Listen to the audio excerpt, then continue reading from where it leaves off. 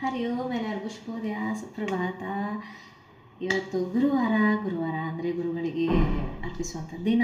ಸಾಮಾನ್ಯವಾಗಿ ಗುರು ರಾಘವೇಂದ್ರ ಸ್ವಾಮಿಗಳನ್ನ ನಾವು ಆರಾಧಿಸ್ತೀವಿ. ಇವತ್ತಿನ ದಿನ ಮಠಕ್ಕೆ ಹೋಗಿ ದರ್ಶನ ಪಡ್ಕೊಂಡು ಪ್ರಸಾದ ತೀರ್ಥವನ್ನು ತಗೋತೀವಿ. ಆದರೆ ಇವತ್ತು ಬರೀ ಅವರಷ್ಟೇ ಅಲ್ಲ, ಗುರು ಅಂದರೆ ಯಾರಾದರೂ ಗುರು ಆಗಿರ್ಬೋದು, ನಿಮ್ಮ ಧಾರ್ಮಿಕ ಗುರು ಆಗಿರ್ಬೋದು, ಶೈಕ್ಷಣಿಕ ಗುರು ಆಗಿರ್ಬೋದು. ಎಲ್ಲದಕ್ಕಿಂತ ಮೀರಿ ತಂದೆ ತಾಯಿಯ ಅಂದರೆ ನಮ್ಮ ಮೊದಲನೇ ಗುರು, ನಮ್ಮ ತಂದೆ ತಾಯಿ, ಅವರ ಆಶೀರ್ವಾದವೂ ಬಹಳ ಮುಖ್ಯ. ಸೊ ಆದ್ದರಿಂದ ಇವತ್ತು ಗುರುವಾರ ಆದ್ದರಿಂದ ನಮ್ಮ ಎಲ್ಲ ಗುರುಗಳು, ಸ್ಪೆಷಲಿ ನಮ್ಮ ತಂದೆ ತಾಯಿ ನಿಮ್ಮ ಜೊತೆ ಇರಲಿ ಬಿಡಲಿ, ಅವರಿಗೊಂದು ನಮಸ್ಕಾರ ಮಾಡಿ, ಒಂದು ಪ್ರಾರ್ಥನೆ ಮಾಡಿ, ಅವರ ಆಶೀರ್ವಾದವನ್ನು ಹೊಂದು ಇವತ್ತಿನ ದಿನ ನಿಮ್ಮ ಕೆಲಸವನ್ನು ಶುರು ಮಾಡಿ, ನಿಮ್ಮ ದಿನಚರಿಯನ್ನು ಶುರು ಮಾಡಿ. ಅದರಿಂದ ಒಳ್ಳೆಯದಾಗತ್ತೆ.